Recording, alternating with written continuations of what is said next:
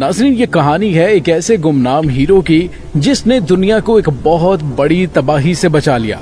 नाज़रीन, ये बात है 1983 की कि जब अमेरिका और सोवियत यूनियन में एक न्यूक्लियर वार होते होते रह गई थी। नाज़रीन, ये बात है 26 सितंबर 1943 की कि जब अमेरिका और सोवियत यूनियन में जबरदस्त न्यूक्लियर टेंशन चल रही थी। एक रात सोवियत एयरफोर्स का एक कर्नल स्टैनिस्लाव पेट्रोव अपने बंकर में रूटीन की ड्यूटी पर था। स्टैनिस्लाव की ये जॉब थी कि वो सोवियत यूनियन को किसी भी न्यूक्लियर अटैक से सेफ रखने के लिए सैटेलाइट सिस्टम पर नजर रखे।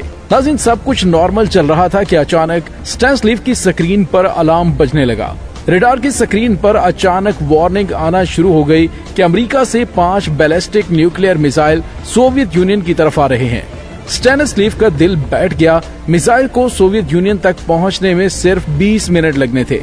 उसके पास एक ही चॉइस थी कि वो फोन करके कंट्रोल टावर को इन मिसाइलों के बारे में इन्फॉर्म करे और फिर सोवियत यूनियन फौरन अमेरिका पर न्यूक्लियर मिसाइल लॉन्च कर देगा। थोड़ी सी देर करना उसके मुल्क के लाखों लोगों की जान ले सकता था, लेकिन दूसरी जानिब उसकी एक कॉल एक न्यूक्लियर वॉर काज बन सकती थी, जिसके बदले में करोड़ों लोगों की जान जा सकती थी। हर गुजरता हुआ सेकंड स्टैनिस्लाव पर भारी था। उसे जल्द ही कोई एक्शन लेना था, लेकिन यहाँ पर हम थोड़ा सा रिवाइंड करेंगे कि आखिर दुनिया इस पॉइंट पर पहुंची तो पहुंची कैसे। एक इंसान पूरी दुनिया की तबाही और अमन के दरमियान खड़ा था। नाज़रीन, वीडियो की तफसील में जाने से पहले आप देख रहे हैं तारीख की दुनिया डॉक्टर अली के साथ। हमारा चैनल सब्सक्राइब करके बेल आइकन को जरूर दबा दें ताकि हमारी आने वाली वीडियोस सबसे पहले आप तक पहुंच सकें। नाज़रीन, एक ऐसी रात की ये कहानी है कि जब हमारी दुनिया अपनी तबाही और बर्बादी के बहुत करीब थी। वर्ल्ड वार 2 खत्म होने के बाद दुनिया 2 हिस्सों में बढ़ चुकी थी। एक तरफ ईस्टर्न ब्लॉक था, जबकि सोवियत यूनियन जिसे सोवियत यूनियन लीड कर रहा था। दूसरी तरफ था वेस्टर्न ब्लॉक जिसे अमेरिका लीड कर रहा था। और वर्ल्ड वार 2 के बाद एक ऐसा पीरियड शुरू हुआ जिसे कोल्ड वार कहते हैं, जो कि 45 साल का अरसा था, जिसमें दोनों कंट्रीज की कोई डायरेक्ट वार तो नहीं हुई, लेकिन ये दोनों कंट्रीज सुपर पावर बनने के लिए डिफरेंट प्रॉक्सी वार का हिस्सा रहे, जैसे वियतनाम वार, कोरियन वार या फिर अफगान वार। इसी तरह कोल्ड वार 2 के बाद इन दोनों कंट्रीज के दरमियान लेटेस्ट और खतरनाक हथियार हासिल करने के लिए एक रेस शुरू हो गई। सोवियत यूनियन ने देखा कि कैसे अमेरिका के न्यूक्लियर बॉम्ब ने जापानीज शहरों को उड़ाकर रख दिया था। अमेरिका को टक्कर देने का एक ही तरीका था कि सोवियत यूनियन अब अमेरिका के न्यूक्लियर बॉम्ब से कई गुना ज्यादा पावरफुल बॉम्ब बनाए। अब यहाँ पर यह सवाल उठता है कि न्यूक्लियर बॉम्ब आखिर कितना खतरनाक होता है और अभी तक सबसे पावरफुल न्यूक्लियर बॉम्ब किसके पास है। नाज़रीन, अगर हम बात करें सिर्फ 10 से 15 किलो टन पहले न्यूक्लियर बॉम्ब की जो हिरोशिमा पर गिराया गया था, तो उसकी पावर ये थी कि सिर्फ 4 सेकंड में टेम्परेचर 80,000 डिग्री सेल्सियस तक पहुंच जाता और सिर्फ 4 सेकंड में बॉम्ब की रेडिएशन पूरे शहर में फैल गई और जमीन का टेम्परेचर बहुत ज्यादा बढ़ गया। हजारों लोग मारे गए, बच जाने वाले लाखों लोग अगले 5 सालों में रेडिएशन की वजह से कैंसर और दूसरी भयानक बीमारियों से मर गए। नाज़रीन, आज 2023 में उस न्यूक्लियर बॉम्ब को लो यील्ड बॉम्ब कहा जाता है, क्योंकि उससे कई गुना ज्यादा आज पावरफुल न्यूक्लियर बॉम्ब्स बन चुके हैं। नाज़रीन, नॉर्थ कोरिया ने एक न्यूक्लियर बॉम्ब टेस्ट किया है जिसकी यील्ड थी हिरोशिमा पर गिराए गए बॉम्ब से तकरीबन 15% ज्यादा। उसकी यील्ड इस कदर ज्यादा थी कि 6.3 मैग्नीट्यूड का अर्थक्वेक आ गया और इससे सारे रीजन में काफी ज्यादा खौफ फैल गया। लेकिन नाज़रीन, ये कुछ भी नहीं। नाज़रीन, इससे अगला नंबर आता है अमेरिका का, जिसके पास है 31.2 मेगा टन्स। मतलब उसकी पावर इतनी है कि इसके 8 किलोमीटर के रेडियस में हर चीज विद इन सेकेंड लिटरली मुकम्मल तौर पर पिघल जाए। अमेरिका ने इसका 1954 में तजर्बा किया था। और नाज़रीन, यहाँ पे आपको ये बताते चले, अमेरिका ने जो पैसिफिक ओशन में एक न्यूक्लियर बॉम्ब टेस्ट किया था जिसकी पावर थी हिरोशिमा पर गिराए जाने वाले एटम बॉम्ब से 1000 गुना ज्यादा। नाज़रीन, इस एक्सपेरिमेंट को the greatest radiological disaster in American history कहा जाता है, क्योंकि पैसिफिक ओशन के ये सारे आइलैंड्स इस एक्सपेरिमेंट से बहुत बुरी तरह मुतासिर हुए थे और ये बम साइंटिस्ट के एक्सपेक्टेशन से कई गुना ज्यादा पावरफुल था। आज भी उन आइलैंड्स में इस न्यूक्लियर एक्सपेरिमेंट की रेडिएशन है, जिसकी वजह से वहाँ के लोकल लोग डिफरेंट बीमारियों का शिकार रहते हैं। और उसी के जवाब में फिर 1961 में सोवियत यूनियन ने बॉम्ब बनाया। नाज़रीन, इसे हिस्ट्री का सबसे पावरफुल और खतरनाक न्यूक्लियर बॉम्ब हाइड्रोजन बॉम्ब कहा जाता है, जिसकी पावर अगर मल्टीप्लाई करें तो ये 10 मेगा टन का बनता है। नाज़रीन, इसका अंदाजा आप इस बात से लगा दें कि वर्ल्ड वार 2 में जितने भी एक्सप्लोजिव यूज हुए मजमूई तौर पर इकट्ठा किया जाए तो उसकी पावर 50 टन बनती है।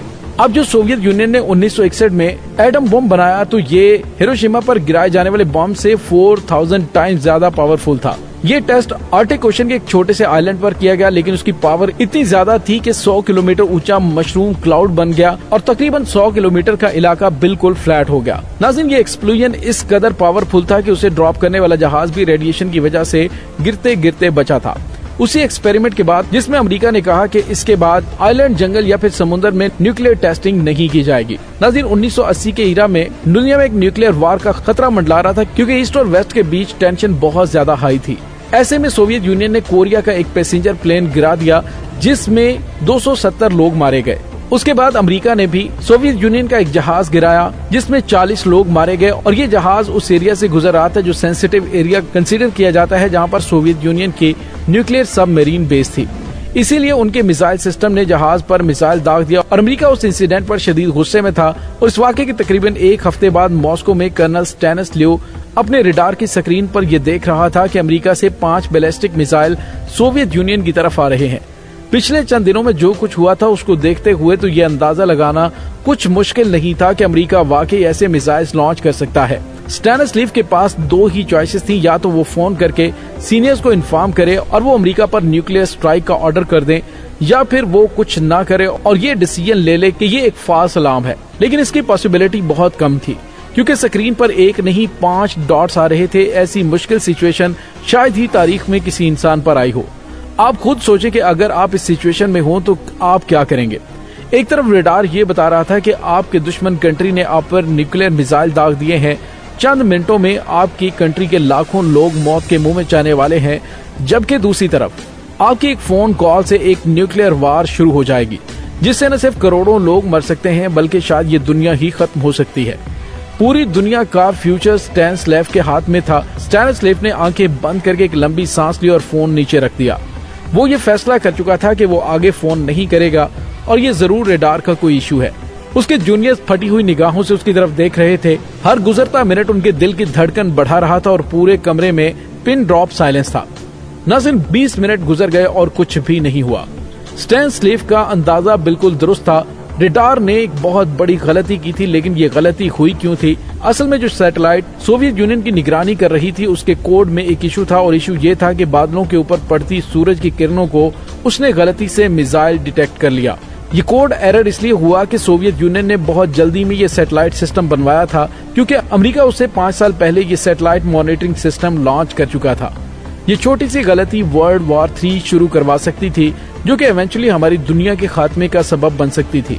नाज़रीन, अगर स्टैनिस्लिव कंट्रोल टावर को फोन कर देता और सोवियत यूनियन अमेरिका पर न्यूक्लियर स्ट्राइक करता तो एक ऐसी वार शुरू हो जानी थी जिसकी लपेट में पूरी दुनिया ने आ जाना था। 1989 में अमेरिकी ऑफिस ऑफ टेक्नोलॉजी ने एक स्टडी पब्लिश की, जिसमें ये लिखा कि अगर उस दिन स्टैनिस्लिव अपने सीनियर्स को इन्फॉर्म कर देता और सोवियत यूनियन अमेरिका पर न्यूक्लियर स्ट्राइक करता तो अमेरिका की 77 to 35% आबादी खत्म हो सकती थी, और फिर ये जंग दोनों तरफ होनी थी और 40% दुनिया की आबादी खत्म हो जानी थी। नाज़रीन, पूरी दुनिया की मिलिट्री ने स्टैनिस्लिव की इस बहादुरी और कॉमन सेंस के साथ सिचुएशन हैंडल करने पर उसे शाबाशी तो दी, मगर ये सारा मामला एक रिटायर्ड सोवियत कमांडर ने 1998 में उसी रात दबा दिया और बाहर किसी को पता नहीं चला। स्टैनिस्लिव को इस बहादुरी और कॉमन सेंस के साथ सिचुएशन हैंडल करने पर शाबाशी तो दी, लेकिन ये सारा मामला मुकम्मल तौर पर दबा दिया गया। बाहर किसी को पता न चला कि उस रात को क्या हुआ था। फिर 1998 में एक रिटायर्ड सोवियत कमांडर ने एक किताब लिखी और उसने अपनी बायोग्राफी में स्टोरी का जिक्र किया और दुनिया में सबको इस गुमनाम हीरो के बारे में पता चल गया। और नाज़रीन, उसके बाद अमेरिका ने स्टैनिस्लिव को यूएस पीस प्राइज दिया और 2013 में लीव को वर्ल्ड सिटीजन एसोसिएशन की तरफ से भी अवार्ड दिया गया। और फिर 77 साल की उम्र में एक छोटे से फार्म हाउस में थोड़ी सी पेंशन पर गुजारा करते हुए लीव जिंदगी के आखिरी अयाम गुजार कर दुनिया से चले गए। नाज़रीन, 2017 में स्टैनिस्लिव से जब उनकी जिंदगी गुजारने के हवाले से एक इंटरव्यू किया गया और पूछा गया कि वो क्या चीज थी जिसने उन्हें फोन ना करने पर मजबूर किया, जिस पर स्टैनिस्लिव ने कहा कि वो मेरी फीलिंग्स थी कि ये अलार्म गलत है और मेरा हमेशा से मानना था कि टेक्नोलॉजी गलत हो सकती है, मगर इंसान जिसने टेक्नोलॉजी को बनाया है उसकी सिक्स्थ सेंस गलत नहीं हो सकती। नाज़रीन, स्टैनिस्लिव ने बेशक बहुत बहादुरी का काम किया था। मेरे नजदीक उनका ये इन्विटेशन खुदा की तरफ से था। अगर उस दिन वो ये ना करते तो आज हमारी दुनिया का नक्शा बिल्कुल डिफरेंट होता। लेकिन इस सब में सोचने की बात यह है कि हम इंसानों ने कैसी कैसी भयानक चीजें बना डाली हैं। मतलब मेरी समझ से बाहर है कि ऐसे हथियारों का क्या करना जिसमें पूरी दुनिया कि इवन आपके अपने कंट्री का फ्यूचर भी खतरे में हो। मतलब एक सीधी सी बात है कि अगर खुदा न खास्ता पाकिस्तान और इंडिया में न्यूक्लियर वार शुरू हो जाए तो आपको क्या लगता है कि दोनों में से कोई भी बचेगा? पाकिस्तान और इंडिया आपस में जुड़े हुए हैं और किसी भी एक कंट्री में बम फटेगा तो इफेक्ट दूसरे भी कंट्री में पड़ेगा और एंड में जीतेगा कोई नहीं, सब खत्म हो जाएंगे। ये हो ही नहीं सकता कि आप लाहौर में न्यूक्लियर बम गिराएं और अमृतसर तक उसकी रेडिएशन ना पहुंचे। नाज़रीन, ये एटम बम पूरी दुनिया में तमाम ममालिक के लिए एक स्टूपिड जिद, कोई डेंजरस नहीं, ये सिर्फ मौत का परवाना है और हमारे लोगों को अंदाजा नहीं कि न्यूक्लियर बम करता क्या है। दोनों ममालिक के लोग पॉलिटिशियंस के पीछे लगकर बड़े जोश से न्यूक्लियर बम मारने की बातें तो करते हैं, लेकिन उन्हें जरा भी अंदाजा नहीं है कि सिर्फ एक न्यूक्लियर बम भी दोनों ममालिक में चल गया तो उसके असरात इंतहाई खतरनाक होंगे। इंडिया के पास 160 और पाकिस्तान के पास 165 एटम बम इस वक्त तकरीबन मौजूद हैं। अगर दोनों ममालिक के दरमियान एटमी वार शुरू हो जाती है तो कुछ भी नहीं बचेगा, कोई जिंदा नहीं रहेगा और जो जिंदा रह जाएंगे उनकी जिंदगी मौत से बदतर होगी। जमीन पर कुछ भी नहीं उग सकेगा और सब कुछ खत्म हो जाएगा। नाज़रीन, उम्मीद है आपको हमारी आज की वीडियो पसंद आई होगी। कमेंट सेक्शन में अपने ख्यालात का इजहार जरूर कीजिएगा। डॉक्टर अली को इजाजत दीजिए। अल्लाह वारिस।